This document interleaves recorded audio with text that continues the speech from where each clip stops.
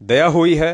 काफी बार दास वो सत्संग सुनता रहता था, लेकिन परमात्मा कहते हैं कि जब तक ठीक का समय नहीं आता है तब तक वो परमात्मा अपने बच्चों की बुद्धि नहीं खोलता है।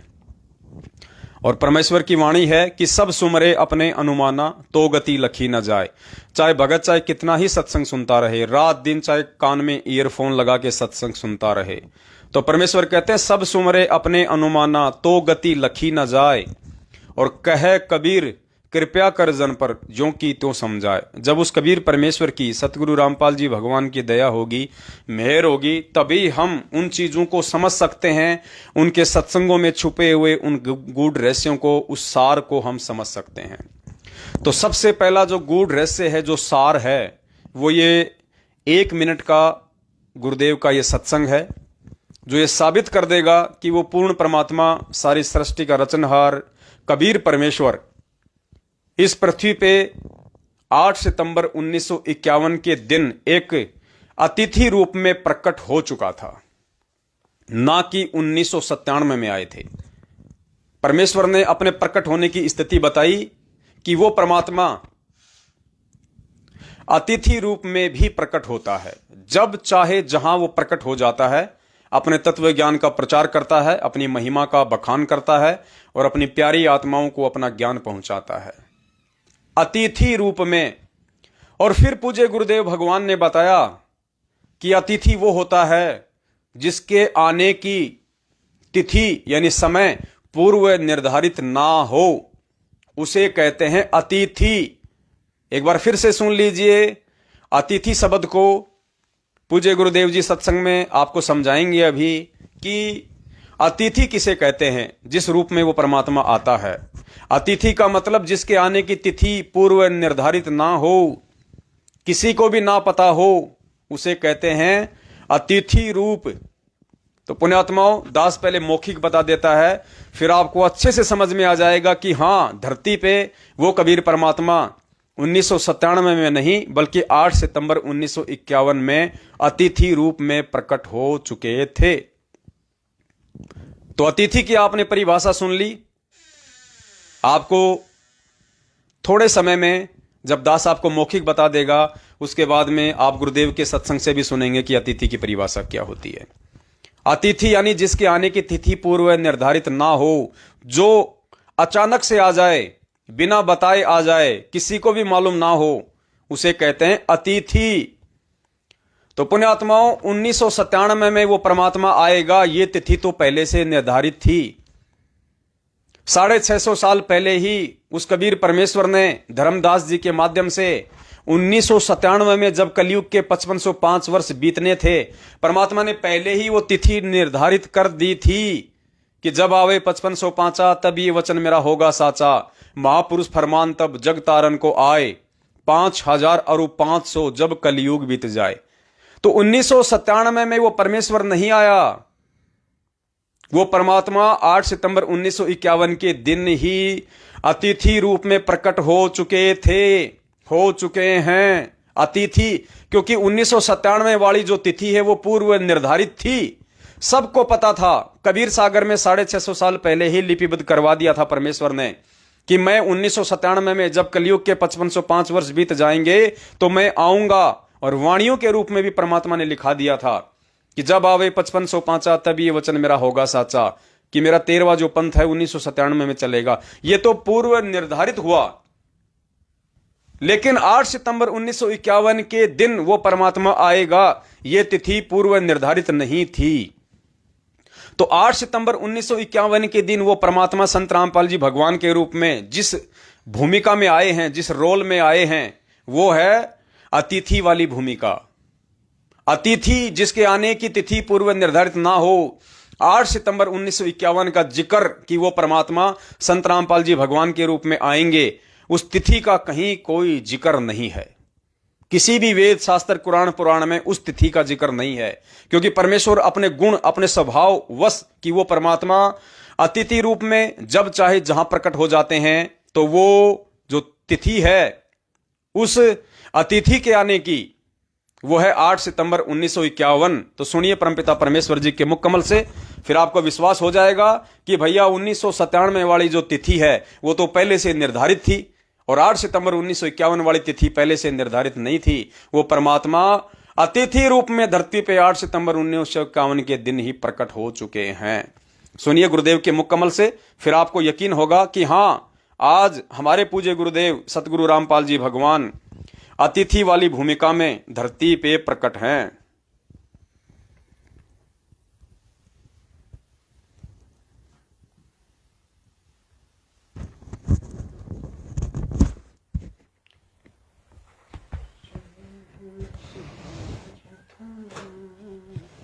नंबर 1 में 2 बार गवाही दी है, परमात्मा सशरीर है और उस परमेश्वर का सबका धारण पोषण करने के लिए भी शरीर है, जो तीनों लोकों में प्रवेश करके सबका धारण पोषण करता है, वो भी एक अन्य शरीर है और वो अतिथि रूप में आता है। कुछ दिन मेहमान रूप में यहाँ रहकर अपने तत्व ज्ञान का प्रचार करके फिर प्रस्थान कर जाता है। अतिथि उसको कहते हैं जिसके आने की तिथि पूर्व निर्धारित ना हो, अचानक आ जाए। तो सुना पुण्यात्माओं आपने परमपिता परमेश्वर जी के मुख कमल से, यह गहरा संकेत परमेश्वर ने अपने सत्संग में छुपा रखा था। अपने आने की, अपने प्रकट होने की जो विधि परमेश्वर ने बताई कि वो परमात्मा अतिथि रूप में भी आ जाता है, जब चाहे जहां वो प्रकट हो जाता है, अपनी पुण्यात्माओं को अपने तत्व ज्ञान का प्रचार करता है, फिर वो परमात्मा वापस चला जाता है। तो 8 सितंबर 1951 के दिन सतगुरु रामपाल जी भगवान, वो कबीर परमात्मा अतिथि रूप में आप और हमारे पूज्य गुरुदेव जी के रूप में धरती पे प्रकट हैं। क्योंकि ये तिथि पहले से निर्धारित नहीं थी परमात्मा की, कि कहीं भी कबीर सागर में या कबीर बीजक में या कबीर मंसूर में या गरीबदास जी महाराज जी की वाणी में कहीं भी इस बात का जिक्र नहीं है 1951 का, जबकि 1997 का जिक्र है। और गरीबदास जी महाराज जी ने थोड़ा सा संकेत कर दिया था कि सतगुरु दिल्ली मंडल आयसी, सूती धरणी सुम जगायसी। सतगुरु दिल्ली मंडल आयसी, वो सतगुरु जो मुझे मिला है, वो कबीर परमात्मा, वो सतगुरु, वो दिल्ली मंडल में आएगा। दिल्ली मंडल सोनीपत, जिला सोनीपत, गांव धनाना, ये रोहतक का एरिया, ये झज्जर का एरिया, ये परमात्मा ने दिल्ली मंडल का एरिया बताया। तो गरीबदास जी महाराज जी ने थोड़ा सा संकेत किया था कि सतगुरु दिल्ली मंडल आयसी, सूती धरणी सूम जगायसी। तो परमात्मा सतगुरु के भूमिका में, सतगुरु के रोल में, सतगुरु का रोल निभाने के लिए वो कबीर परमात्मा उस दिल्ली मंडल में, गांव धनाना, जिला सोनीपत, हरियाणा में 8 सितंबर 1951 के दिन अतिथि रूप में प्रकट हो चुके हैं। पुण्यात्माओं, यह है लीला परमपिता परमेश्वर जी की, और इनको केवल उनकी जो विशेष आत्माएं होती हैं वही समझ पाएंगी, वही इन सबूतों के आधार से अपने गुरु को भगवान मान पाएंगी। अन्यथा पुण्यात्माओं, अरबों खरबों की भीड़ है दुनिया में, परमेश्वर को नहीं पहचाना जा सकता। परमेश्वर स्वयं अपनी पहचान करवाते हैं, परमेश्वर स्वयं अपने बच्चों को सद्बुद्धि देके अपनी पहचान करवाते हैं। और कुछ एक आत्माएं होती हैं, कुछ एक उनके हीरे मोती लाल होते हैं, जिनके लिए परमात्मा यहां सशरीर आते हैं, परमेश्वर यहां पे प्रकट होते हैं, अपने तत्व ज्ञान का प्रचार करते हैं। और जो पुण्यात्माएं सत्संगों का सार निकाल के उन्हें भगवान के रूप में स्वीकार कर लेती हैं, परमात्मा के रूप में स्वीकार कर लेती हैं, उन्हीं आत्माओं का उद्धार इस कलयुग की पिछली पीढ़ी में वो परमात्मा करता है। तो नहीं समझ में आया था, कोई बात नहीं है, आज परमेश्वर ने आके फिर हमें समझा दिया है। और सात संगतियों के माध्यम से परमपिता परमेश्वर जी ने हमें समझा दिया है अपनी अतिथि वाली स्थिति के बारे में। तो पुण्यात्माओं, अब हमारे को समझने में ज्यादा देर नहीं लगनी चाहिए, अपने गुरुदेव को भगवान मानने में ज्यादा देर नहीं लगानी चाहिए। एक बार फिर से सुन लीजिए परमपिता परमेश्वर जी के मुकम्मल से। 1 में 2 बार गवाही दी है, परमात्मा सशरीर है और उस परमेश्वर का सबका धारण पोषण करने के लिए भी शरीर है, जो तीनों लोकों में प्रवेश करके सबका धारण पोषण करता है, वो भी एक अन्य शरीर है और वो अतिथि रूप में आता है। कुछ दिन मेहमान रूप में यहाँ रहकर अपने तत्व ज्ञान का प्रचार करके फिर प्रस्थान कर जाता है। अतिथि उसको कहते हैं जिसके आने की तिथि पूर्व निर्धारित ना हो, अचानक आ जाए। तो एक बहुत बड़ा पॉइंट गुरुदेव भगवान ने आप और हमारे को दिया है, जो हमारे ही मंदबुद्धि भाई बहन सतलोक आश्रम मैनेजमेंट हरियाणा वालों के पीछे भेड़ चाल में चल रहे हैं और जो कहते हैं कि वो कबीर परमात्मा 1997 में आया है, प्रकट हुआ है और संत रामपाल जी की आत्मा को, अर्थात अपने गुरुदेव को यह शब्द कह के कि संत रामपाल जी की आत्मा को सतलोक भेज दिया। अपने गुरुदेव को गाली देने से कम नहीं है यह शब्द। तो उनको भी इस बात को स्वीकार करना पड़ेगा कि 1997 की जो तिथि है वो तो पूर्व निर्धारित थी। वो तो सबको पता था कि 1997 में जब कलयुग के 5505 वर्ष बीत जाएंगे तो 13वां पंथ उस परमेश्वर का चलेगा, जो कि परमेश्वर ने पहले ही कहा था कि 12वें पंथ में हम चलावें, सब पंथों को मिटा के एक पंथ चलावें। लेकिन 1997 की तिथि तो पूर्व निर्धारित थी। फिर धरती पे कौन प्रकट है? अतिथि रूप में परमात्मा 8 सितंबर 1951 के दिन आए हैं, जिस तिथि के विषय में पहले से किसी को भी नहीं पता था। उसके अलावा एक छोटा सा सत्संग और सुनाते हैं आपको पूज्य गुरुदेव का। उसके बाद आपको यकीन होगा कि परमात्मा सत्संगों के बीच में वो शब्द बोल जाते हैं, वो रहस्य छोड़ जाते हैं जो एक विवेकी भगत को समझ में आ जाता है। गुरुदेव जब दया करते हैं, सद्बुद्धि बख्शते हैं अपने बच्चों को, तो वो उनके बच्चे उनके शब्दों को कैच कर लेते हैं, क्योंकि ये भगवान है और भगवान के मुख से निकला गया कोई भी शब्द अनायास नहीं होता, व्यर्थ नहीं होता। हमें समझ में नहीं आता वो एक अलग बात है, उसका गहरा रहस्य होता है। तो एक छोटा सा सत्संग है परमात्मा का, उसमें क्या कह रहे हैं परमात्मा, आप उस चीज को पकड़ने का प्रयास कीजिए। हालांकि दास आपको थोड़ा सा पहले बता देगा।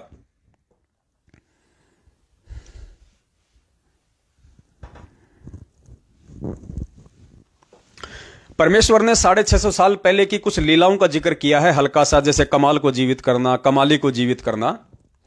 और फिर गुरुदेव कह रहे हैं लास्ट में कि वो परमेश्वर की महिमा हमने सुनी भी है और आंखों देखी भी है। ये आंखों देखी वाली बात को ध्यान रखना, जो इस 1.5 मिनट के सत्संग के एंड में गुरुदेव बोल रहे हैं। क्या कह रहे हैं कि वो लीलाएं जो परमेश्वर ने 650 साल पहले की, गुरुदेव कह रहे हैं, संत रामपाल जी भगवान आज कह रहे हैं कि वो लीला हमने सुनी भी है और आंखों देखी भी है। तो पुण्यात्माओं, सुनना तो हो सकता है, क्योंकि आज हम भी सुन रहे हैं वो लीलाएं, लेकिन आज आप और हमने देखी नहीं है। 650 साल पहले की घटनाएं हमने नहीं देखी। आज वर्तमान में कोई ये कहे कि वो लीला हमने सुनी भी है और देखी भी है, तो पुण्यात्माओं देखने वाला कौन हो सकता है? जो आज खुद कह रहा है कि हमने वो लीला सुनी भी है और देखी भी है, तो देखने वाला कौन हो सकता? जीव नहीं हो सकता। क्या आपको दिखाई दे रही हैं वो लीलाएं? क्या आप उनको देख सकते हैं आज? उसको तो वही देख सकता है जिसके पास में दिव्य दृष्टि हो। जैसे तुलसीदास जी को दिव्य दृष्टि दी थी काल भगवान ने, और गरीबदास जी महाराज जी जो कि खुद परमात्मा था लेकिन एक भगत का रोल कर रहे थे, और कह रहे हैं कि मुझे उस परमेश्वर ने दिव्य दृष्टि दी, अनंत काल पीछे की और अनंत काल आगे तक की देखने की। तो कौन कह सकता है ये बात कि वो लीला हमने सुनी भी है और आंखों देखी भी है? तो अगर गुरुदेव ये बात कह रहे हैं कि हमने आंखों देखी भी है, तो पुण्यात्माओं संत रामपाल जी भगवान कौन है? ये पूर्ण परमात्मा है। ये आगे से लेके पीछे तक का, आदि से लेके अंत तक का, कि सतगुरु पूर्ण ब्रह्म है, सतगुरु आप अलेख, सतगुरु रमता राम है, या में मीन न मेख। पुण्यात्माओं, पहचानने में आसानी होगी। सुनिए परमपिता परमेश्वर जी के मुख कमल से। अब परमात्मा कबीर जी का भेद है वेदों में, वो क्या करता है? जैसा कि अभी गरीबदास साहिब जी ने अपने भगवान कबीर जी के बारे में बताया कि सतगुरु जो चाहे सो करही, जो चाहे सो करही, 14 कोट दूत जम डरही, ऊत भूत जम त्रास निवारे, और चित्रगुप्त के इस काल धर्मराज के कागज फाड़े। अब जैसा आपने सुना कि कबीर परमेश्वर ने, एक कमाल नाम का लड़का मुर्दा था, दरिया में बहता हुआ जा रहा था। शेख तकी जो सिकंदर लोधी राजा दिल्ली के बादशाह का धार्मिक गुरु था, उसकी फड़क निकालने के लिए, उसका भ्रम निवारण करने के लिए परमेश्वर ने एक मुर्दा, जो कि परिवार के लोगों ने उसको मरने के उपरांत जल प्रवाह कर दिया था। और वो वहां से कम 150 किलोमीटर चल के दरिया में, अब ध्यान से सुनना आगे, उसको जीवित किया। धर्मराज के दरबार से छुड़वा लाए वो परमात्मा। ऐसे ही एक शेख तकी जो धार्मिक पीर था सिकंदर लोधी राजा का, उसने आखिर में ये शर्त रख दी कि मैं कबीर को अल्लाह जब मानूंगा तब मानूंगा जब ये मेरी लड़की को जीवित कर दे जो कब्र में दबा रखी है। मृत्यु हो चुकी थी 12-13 वर्ष की कन्या की, और वो एक कब्र में दबा रखी थी। महीना सारा हो गया था, महीना 20 दिन हो गए थे। तब परमेश्वर ने कई हजार व्यक्तियों के सामने, राजा सिकंदर लोधी के सामने और पीर के सामने वो कब्र फड़वा के और कहा था, हे जीवात्मा जहां भी है, कबीर हुक्म से वापस आ, इस शरीर में प्रवेश कर बेटी बाहर आ। तुरंत ही वो लड़की जीवित होकर के परमात्मा के चरणों में दंडवत प्रणाम किया। बोलो सतगुरुदेव। तो ये तो परमात्मा की लीला प्रत्यक्ष, गुरुदेव सुनना, ये तो परमात्मा की लीला प्रत्यक्ष हमने सुनी और देखी है।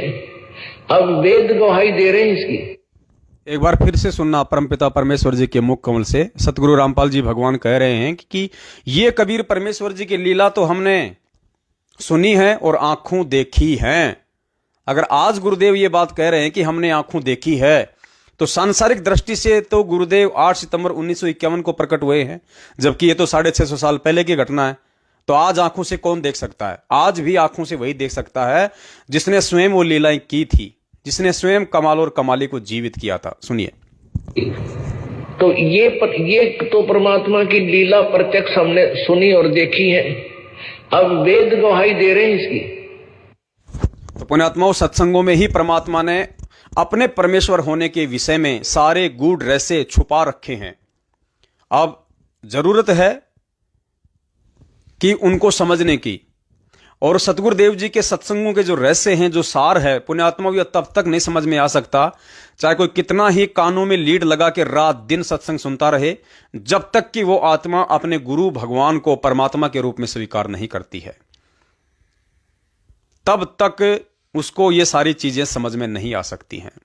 इसीलिए परमपिता परमेश्वर ने दया की, हम सभी सत्सेवक भाई बहन साध संगति के माध्यम से अपने गुरुदेव को हृदय से परमेश्वर के रूप में स्वीकार करते हुए और प्रतिवर्ष 8 सितंबर के दिन उनका प्रकट दिवस मनाते हुए, और घर घर में परमपिता परमेश्वर सतगुरु रामपाल जी भगवान को जैसी भी जिस भी भगत भाई बहन की आर्थिक स्थिति है, उसकी श्रद्धा है, हलवा राम का, मिर्च रोटी का, साग सब्जी का, या प्रतिदिन जो आहार बनता है, हम महीने में 1 बार, महीने में 2 बार, या हर सप्ताह जो 40 मिनट की आरती है या 42 मिनट की आरती है, भोग की आरती, मोकू कहां ढूंढे रे बंदे मैं तो तेरे पास में, हम परमेश्वर को उस आरती के साथ भोग लगाएं। भोग लगाने से यह सिद्ध होता है, ये प्रतीत होता है, परमात्मा ये सुनिश्चित कर लेता है कि जो आत्मा मुझे भगवान मान के और मुझे भोग लगा रही है, वो मुझे हृदय से भगवान के रूप में, परमात्मा के रूप में स्वीकार कर चुकी है। क्योंकि अभी तक हम केवल दाढ़ी मूंछ वाली फोटो को ही परमात्मा मान रहे थे। जो कबीर जी की दाढ़ी मूंछ वाली एक फोटो हमारे सामने रखी जाती थी, अब गुरुदेव ने तो इस दुनिया को आप और हम सभी भक्तों से ये नीचे के देवी देवताओं की साधना छुड़वाने के लिए, जो कि मोक्षदायक नहीं है, ये साधना छुड़वाने के लिए कि भाई ये पूर्ण परमात्मा नहीं है, ये पूर्ण पुरुष नहीं है। पूर्ण परमात्मा तो कबीर देव है, जिसका वेदों में, गीता में, हर जगह उस परमेश्वर ने जिक्र किया, और वेदों में उस परमात्मा की कूट कूट के महिमा लिखी हुई है। परमेश्वर ने उनका नाम तक हमें दिखाया। तो दाढ़ी मूंछ वाली फोटो को सामने रखना सतगुरु रामपाल जी भगवान के लिए जरूरी था, क्योंकि यदि वे ये बात कह रहे हैं कि ये देवी देवता ब्रह्मा विष्णु महेश, ये दुर्गा काल महाकाल, ये पूर्ण परमात्मा नहीं है, पूर्ण परमात्मा तो कबीर जी हैं, तो फिर हम लोग ये सोचेंगे कि वो कबीर है कौन, वो कैसा है, कहां था, कब आया था। इसके लिए परमात्मा ने ये दाढ़ी मूंछ वाली फोटो का सहारा लिया कि भाई ये है वो कबीर, ऐसा है वो कबीर। जबकि उसके बाद सतगुरु रामपाल जी भगवान ने अपने अनेक सत्संगों में बार बार दास आपको सुना भी चुका है, परमात्मा खुद ही उस फोटो को रिजेक्ट करते हैं, ये कहते हुए कि जो चित्र आप देख रहे हैं, ये चित्र प्रभु का नहीं है, अर्थात ये कबीर परमात्मा का चित्र नहीं है, वो तो ना जाने कितने ही रूपों में आ जाते हैं। थोड़ा थोड़ा सुन लीजिए एक बार, ताकि आत्मा को दृढ़ आएगी।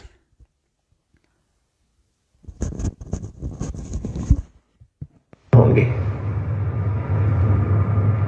अपने आत्माओं, अब तो ये दास बैठा है, यदि यहाँ परमात्मा इसी मानव शरीर तो है ही उनका, क्योंकि बनारस में 120 वर्ष रहे, और अब भी वो आ जाते।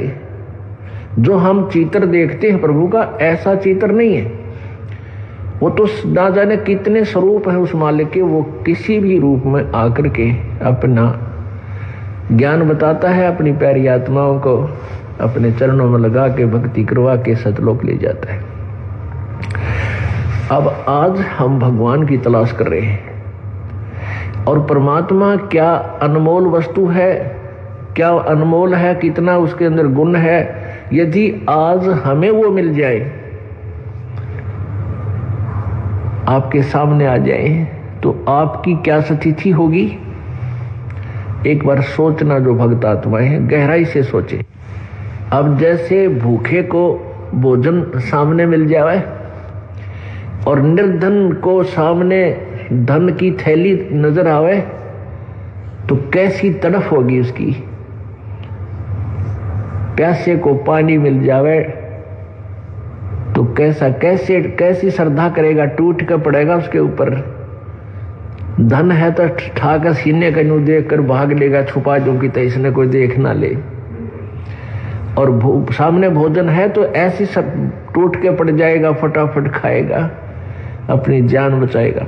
ऐसे ही हमें जब परमात्मा आज मिल जाए, आपके सामने आ जाए, क्योंकि हम उसी की तलाश में तो भटक रहे हैं, तो आपकी कैसी श्रद्धा होगी, ये आप अपने अपने स्तर से सोच सकते हैं।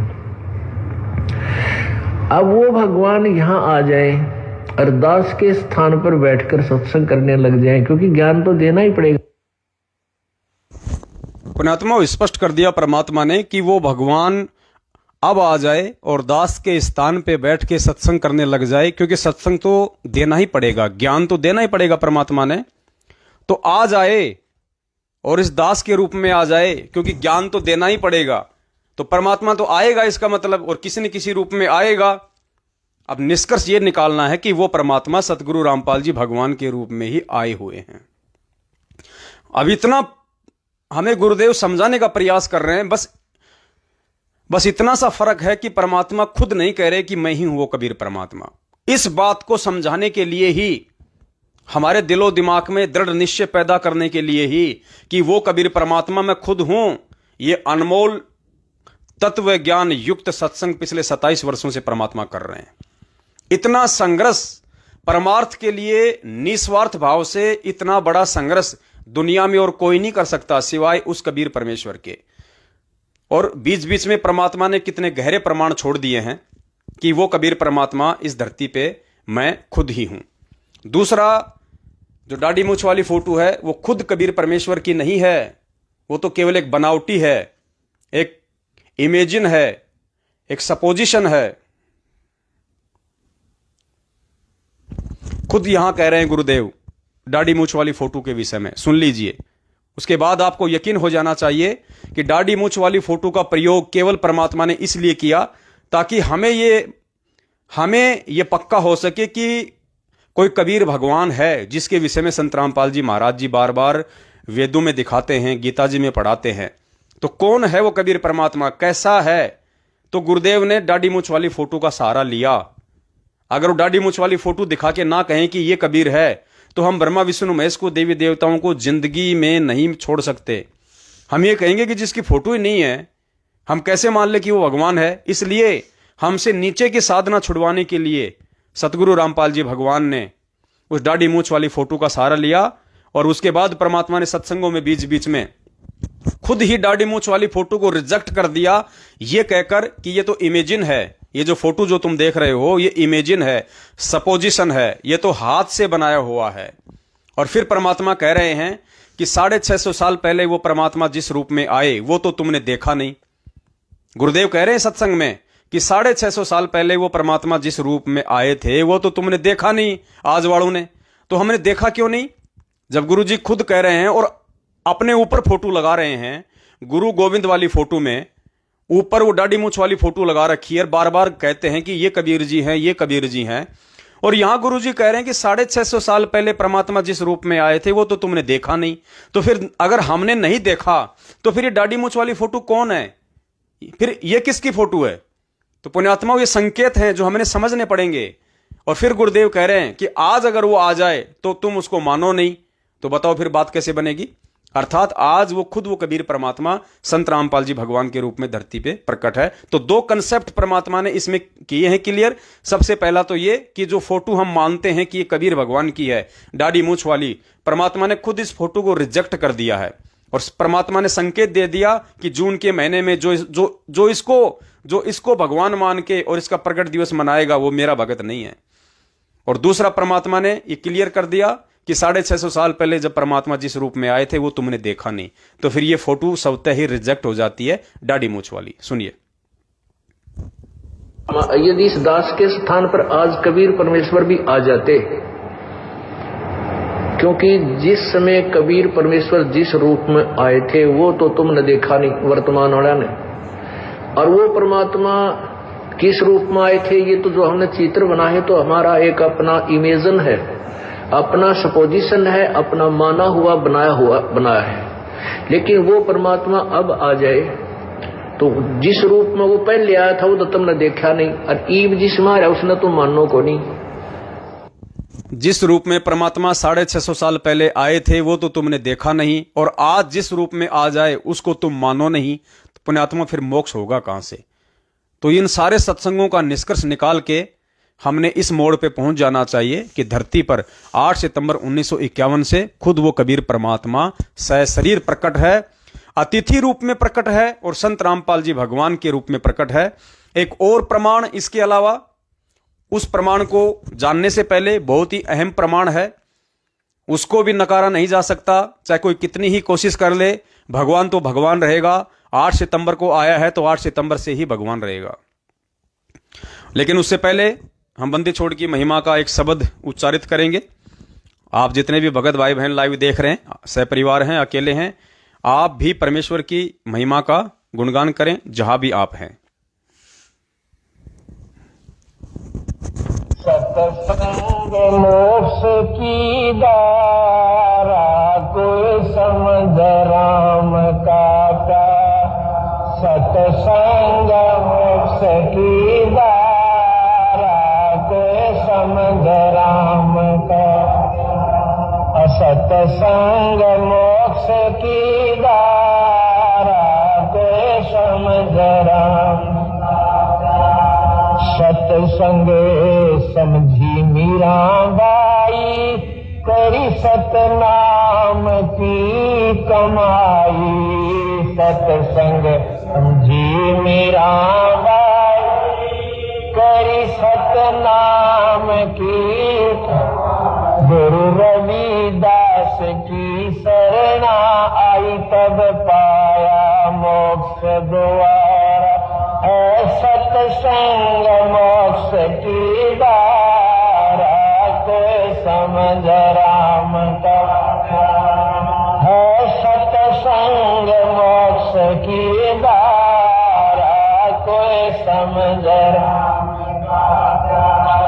सतसंग समझा से उसाना हो गया, साहेब कबीर का आना।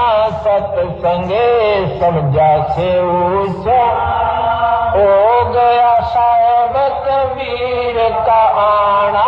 निकी समन ने खिला दिया खाना, वो अमर हुआ मनियारा।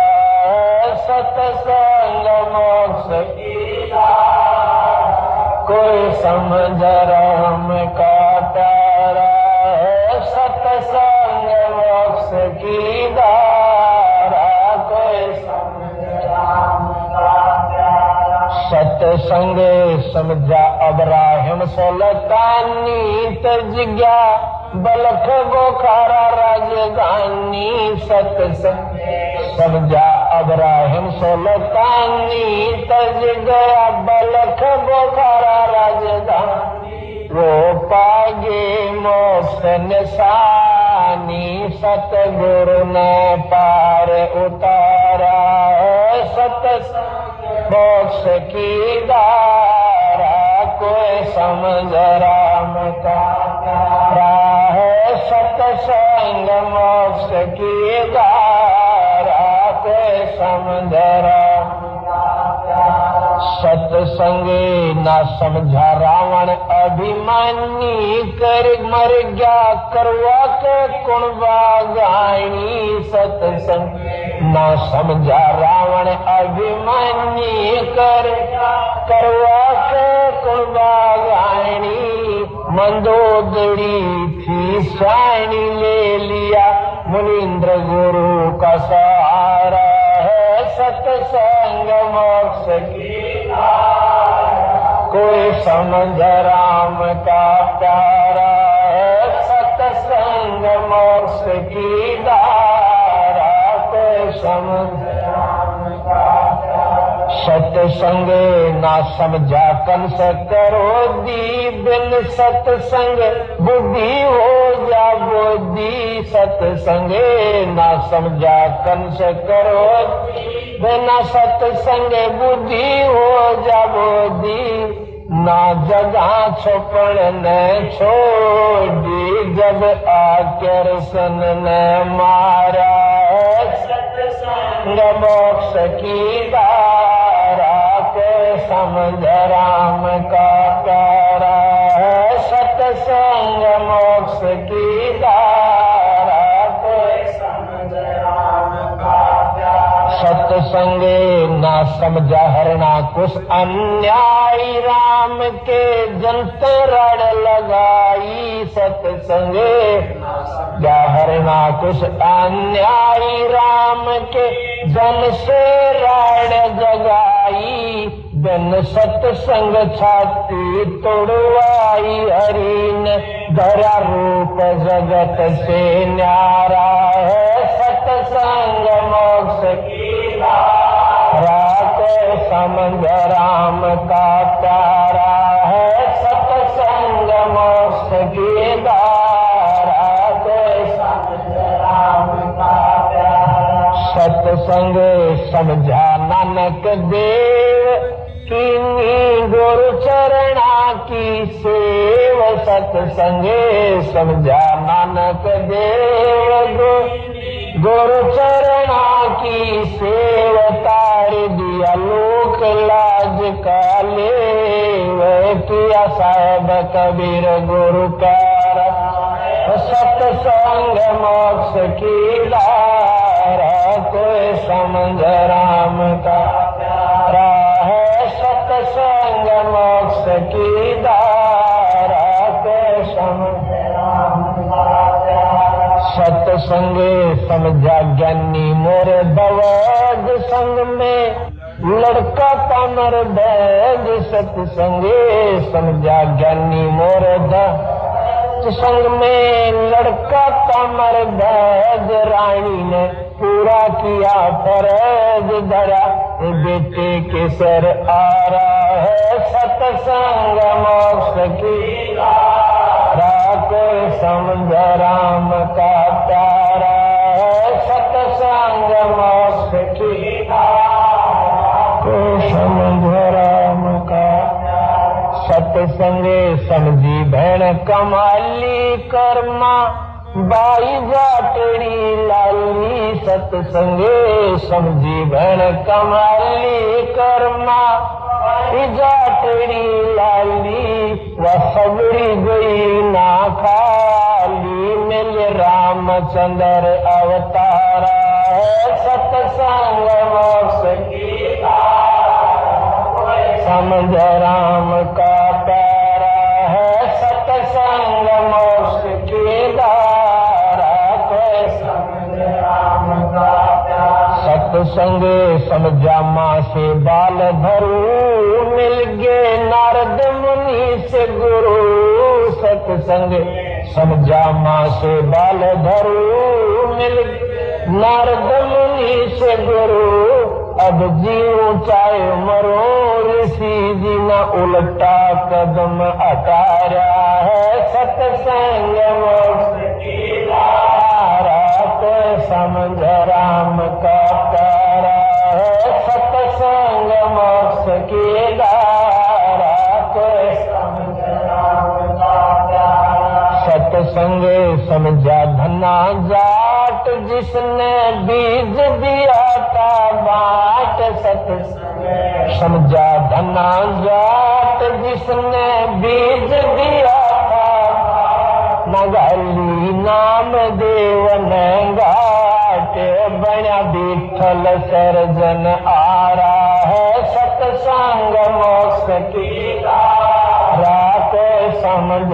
राम का प्यारा है, सत्संग मोक्ष की धारा, कोई समझ राम का प्यारा। सत्संग समझा शेख फरीद नंदा नाई और वजीद, सत्संग समझा शेख फरीद नंदा नाई और वजीद, लगी मंसूर की सीध, वो अनल हक पुकारा है, सत्संग मोक्ष की धारा, कोई समझ राम का प्यारा है, सत्संग मोक्ष की धारा, कोई समझ राम का प्यारा। सत्संग समझा भवन वजीर, ले गया घोड़े सजा शरीर, सत्संग समझा भवन वजीर, ले गया घोड़े सजा शरीर, उनका होया भजन में सीर, जिनका नाम भरोसा बारा है, सत्संग मोक्ष की धारा, कोई समझ राम का प्यारा है, सत्संग मोक्ष की धारा, कोई समझ राम का प्यारा। सत्संग समझा दास मलूक, रही ना धर्म दास में चोक, सत्संग समझा दास मलूक, रही ना धर्म दास में चोक, अरा कर दिया जीवा दत्ता का रूख, किया सत भक्ति उजियारा है, सत्संग मोक्ष की धारा, कोई समझ राम का प्यारा है, सत्संग मोक्ष की धारा, कोई समझ राम का प्यारा।